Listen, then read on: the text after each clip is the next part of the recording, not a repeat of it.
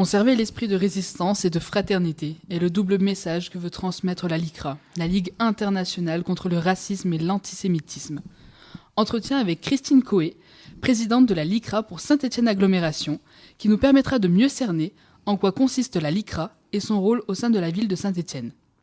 Bonjour Christine. Bonjour Mélissa et bonjour à toute l'équipe. Bonjour. Parlez-nous de vous un petit peu. Qui êtes-vous ? Alors, je suis stéphanoise, je suis mère de famille et je suis professionnellement avocate. Pourriez-vous nous présenter la LICRA ? Alors, la LICRA est une association, comme vous venez de le préciser, internationale contre le racisme et l'antisémitisme. C'est une très ancienne association puisqu'elle a été créée en 1927. Et à l'origine, elle ne s'appelait que LICA, c'est-à-dire Ligue internationale contre l'antisémitisme. Et puis, à la suite de la guerre et de tout ce que vous savez, de tout ce que vous connaissez, la LICRA a décidé d'élargir son champ d'action et de bataille, je dirais, parce qu'il s'agit parfois de mener des vraies batailles, également au racisme, et elle lutte aussi contre le racisme. À Saint-Étienne, elle a été créée en 1979 et elle a été créée par quelqu'un qui me paraît important quand même à bien rappeler, puisque vous avez tout de suite situé votre entretien sur le terme de résister et résistance. Ça, j'apprécie énormément parce que notre fondatrice à Saint-Étienne, c'était Violette Maurice, une grande figure de la résistance ligérienne. Super. Eh ben, on est content d'avoir bien cerné, en tout cas, l'esprit de cette association. Et on aurait aimé un petit peu savoir quelles étaient vos motivations qui vous ont poussé personnellement à rejoindre la LICRA. Alors tout d'abord, comme je vous le disais, je suis avocate et forcément on a une sensibilité à la défense de l'autre quand il peut être attaqué dans ses droits, attaqué dans ce qu'il est. Et la LICRA me paraissait entre guillemets, une sorte de prolongement de ce travail qu'on peut faire au niveau d'un tribunal. Et puis également, j'ai la chance d'être fille de résistant et quelqu'un qui, mon père, a été quand même incarcéré et puis également interné pour ses idées politiques contre le gouvernement de Pétain, et bien évidemment qu'il était lui aussi complètement dans une action pour le respect des droits de l'homme et surtout le respect de la personne dans tout ce qu'il est, quelle que soit son origine, quelle que soit son origine sociale, quelle que soit son origine ethnique, quel que soit ce qu'il est dans la vie. Et donc, je pense que c'est quelque chose qui doit se transmettre un petit peu.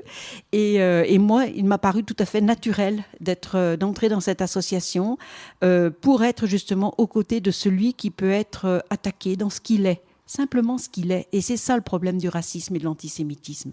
Ce qui est grave, c'est une atteinte grave et extrêmement violente et douloureuse pour celui qui en est victime. Donc une vraie famille de combattants, de résistants, de défendeurs des droits de l'homme et des libertés de chacun. Donc nous aimerions également savoir un petit peu votre casquette d'avocate. Parce que voilà, il faut le dire aussi, Madame Christine Coé n'est pas seulement présidente de la LICRA, elle est également avocate. Eh bien, vos obligations en tant que présidente de la LICRA et vos obligations en tant qu'avocate, est-ce qu'elles viennent s'interposer les deux ? Est-ce que c'est pas plus compliqué justement de jongler avec toutes ces heures au tribunal et à l'association ? Comment vous faites un petit peu ? Expliquez-nous.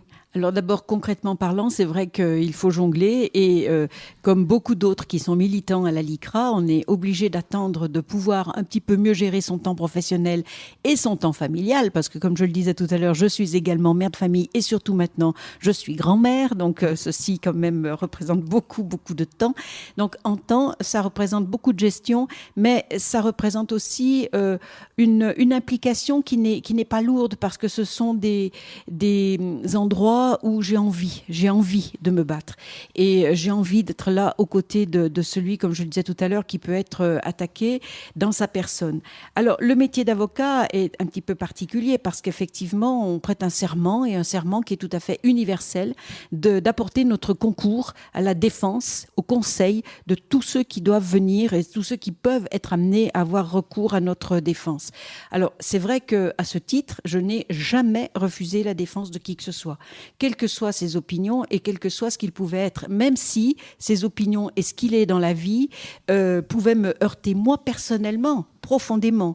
Mais quand je prête serment d'apporter mon concours à quelqu'un, je ne suis plus du tout dans Christine Coé, l'individu qui est contre le racisme, qui est contre les discriminations, qui est contre l'homophobie, qui est contre tout ça. Ça, c'est moi, c'est ma personne. Mais en tant qu'avocat, dès que j'enfile ma robe, je suis dans un rôle et dans une mission qu'on me confie et qui est très large. Alors, ça, c'est au niveau du temps. En revanche, aujourd'hui, maintenant que j'ai pris la présidence de la LICRA, ça représente bien évidemment une certaine image à garder sur l'aspect civil et dans la cité également. Et aujourd'hui, je ne pourrais pas défendre quelqu'un qui attaque l'autre en raison de son origine, en raison de sa différence. Je ne le pourrais pas.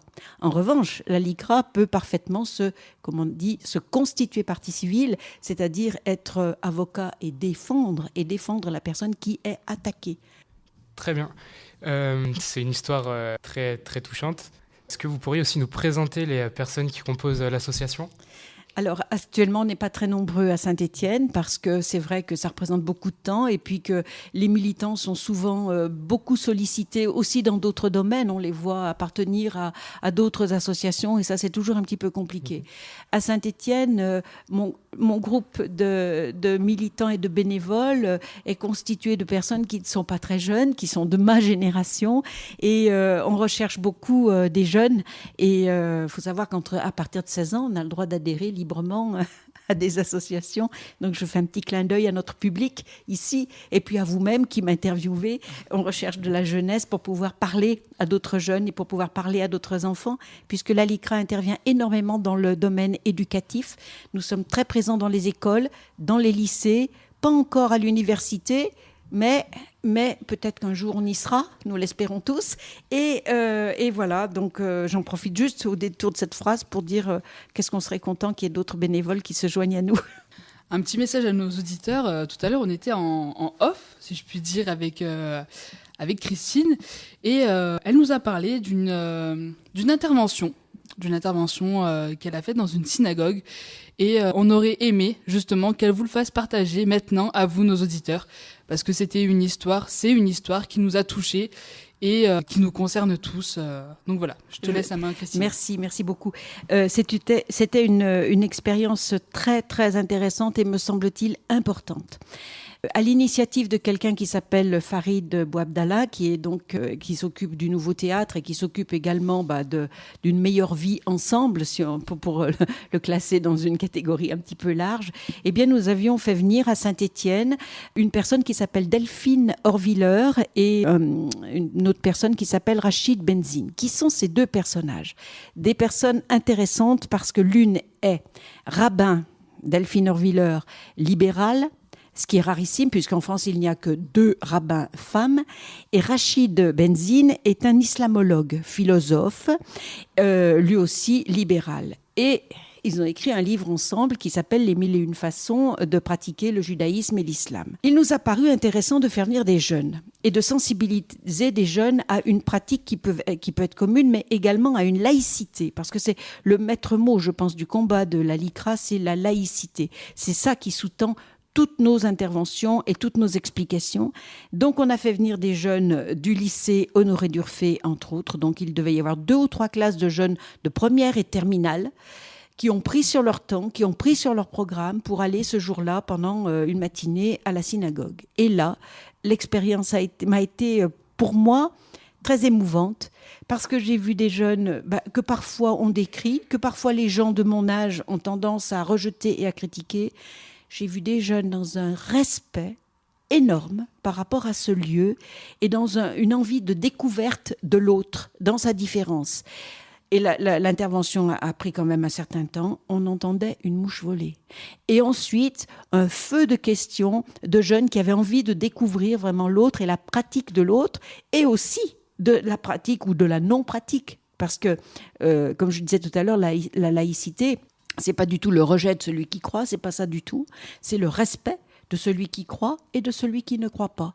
Et de la liberté d'expression qui doit être également sauvegardée. Pas dans n'importe quelle condition, bien sûr, dans les termes de la loi. Comme vous l'avez dit, nous faisons partie d'un pays laïque. Mais pour vous, quelles sont les causes de la présence de racisme et d'antisémitisme en France ? Moi, je pense que c'est essentiellement la peur. Je pense que c'est essentiellement la peur de l'autre qui fait que on n'a pas trop envie d'aller le découvrir dans sa différence, parfois même dans un langage qu'on ne comprend pas, parce qu'il ne parle pas tout à fait la même langue que moi, voire même pas du tout. Et je crois que le racisme naît surtout là-dedans, dans la différence et dans l'amalgame qu'on fait. Et l'amalgame, c'est quoi? C'est l'incompréhension. Je n'essaye pas de faire de distinction entre... Je mets tout le monde dans le même sac. Comme ça peut arriver, par exemple, les gens de ma génération disent « Oh, de toute façon, tous les jeunes, ils sont tous pareils. » On sait bien que c'est pas vrai. Tous les jeunes de Moreno, on sait bien qu'ils sont tous pareils. On sait bien que c'est pas vrai. Donc c'est ça pour moi le racisme et la gravité, c'est de mettre tout le monde dans un même sac sans essayer de le rencontrer, sans essayer de le connaître. Et ça c'est embêtant parce que ça génère des peurs, des absences de dialogue qui font que lorsqu'on n'a pas de mots, lorsqu'on n'a pas envie de mettre des mots sur ces incompréhensions, on en vient aux gestes, on en vient aux actes, on en vient à des actes de plus en plus terribles. C'est vrai. Donc, vous avez parlé d'amalgame, mais selon vous, est-ce que le traumatisme provoqué par les attentats s'est traduit par un regain des adhésions auprès de la LICRA ? Pas franchement. Je ne trouve pas qu'il y ait eu un regain d'adhésion vis-à-vis de la LICRA. Et ce que j'ai constaté quand même au cours de ces derniers mois, il y a par contre un regain d'antisémitisme. Ça, c'est clair. Et comment la LICRA aborde ces sujets, vient faire de la prévention juste après des choses importantes, des crises majeures sur notre territoire. Comment la LICRA vient, après son rôle de prévention, justement, par exemple, comme vous nous le disiez, en faisant intervenir, faire des conférences avec des écoles, etc. Comment la LICRA prend son rôle d'association qui lutte contre l'antisémitisme, comme les amalgames et toutes ces formes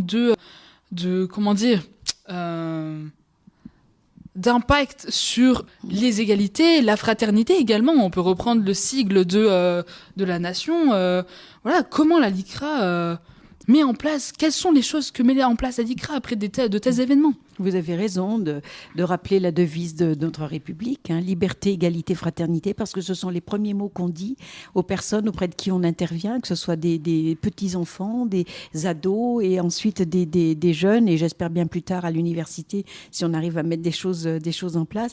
Donc liberté, égalité, fraternité, on en parlait il n'y a pas longtemps dans un autre collège, et là aussi on entendait une mouche voler, des enfants qui sont très très preneurs de ce que les adultes peuvent leur apporter par rapport à ça. Ça me paraît énorme.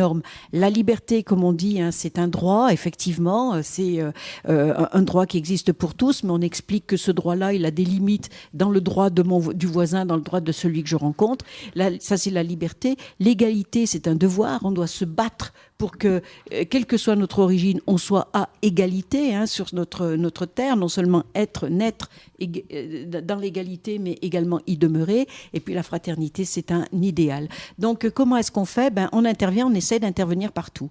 Dans les écoles, je vous l'ai dit. On essaye également, et ça c'est un peu compliqué parce que c'est là qu'on aurait besoin de jeunesse, de pénétrer les lieux de sport, parce qu'on s'est rendu compte que dans les équipes de sport, dans les clubs de sport, dans les salles même de sport, il peut y avoir des mouvements et des réactions de racisme et d'exclusion de l'autre et d'écart de l'autre parce qu'il est différent. Et ça concernerait beaucoup les jeunes et on aimerait bien intervenir là. Donc ça, c'est quelque chose à mettre en place.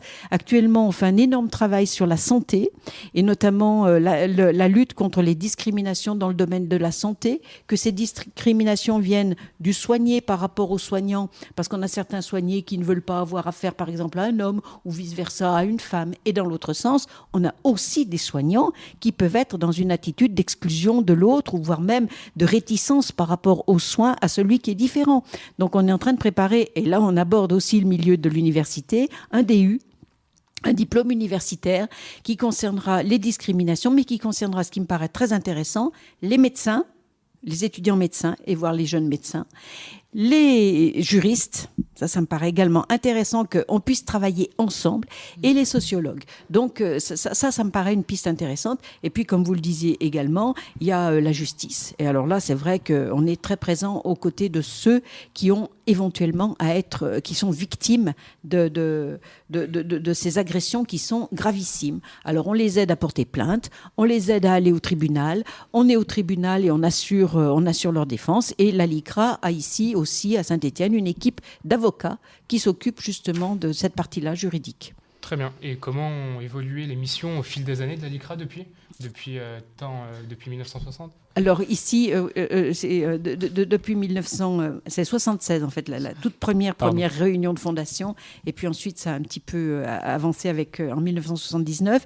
Là, je trouve qu'au point de vue éducatif, on a fait vraiment le maximum. Il y a une autre chose dont je voulais vous parler qui me paraît très importante, parce que ça va nous concerner nous, tout en concernant d'autres qui habitent dans cette région, c'est que pour l'Ascension, nous mettons sur pied des journées de la mémoire des justes. Vous savez, les justes qui ont choisi de cacher des Juifs pendant la guerre.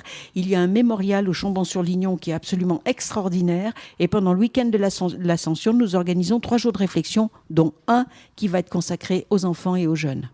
Et du coup, nous avions une question par rapport du coup à notre formation qui est donc la licence d'information et de communication, qui est une nouvelle licence donc à Télécom.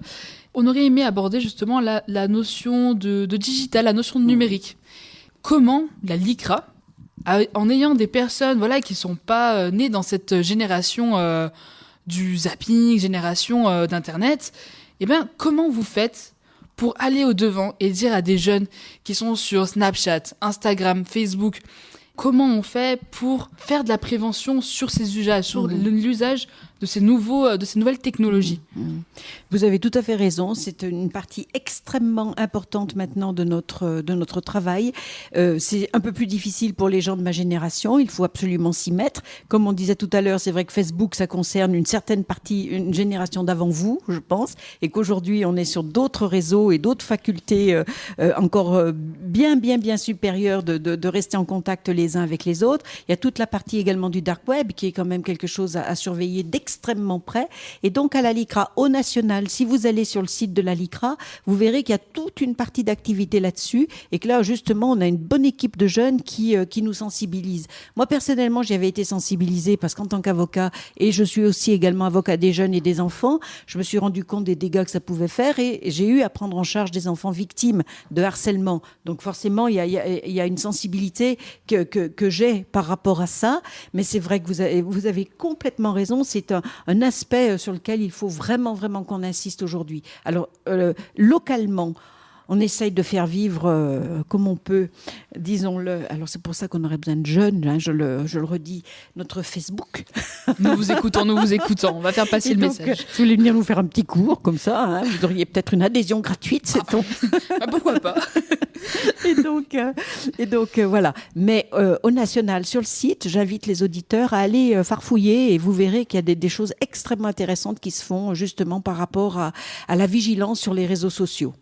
Donc, comme vous l'avez dit, vous recherchez des personnes pour intégrer la LICRA, mais la question est comment adhérer à cette association ? Très bien. Alors, cette association, donc, elle existe ici au national. Vous pouvez parfaitement contacter le national qui vous mettra en relation avec la section de Saint-Étienne, mais il y a également une adresse licra.org sur Saint-Étienne et sur lequel vous pouvez bien évidemment aller pour vous y adresser. Outre que, moi, j'ai un cabinet qui fonctionne à Saint-Étienne qui n'est pas, entre guillemets, dans la clandestinité et je recevrai volontiers toutes les demandes que vous pourriez faire. Eh bien, c'est parfait. Un grand merci à Madame Christine Coé pour le temps qu'elle nous a accordé aujourd'hui. Nous espérons que cette interview vous en aura appris davantage sur cette association. N'hésitez surtout pas à consulter donc dès à présent le site de la LICRA.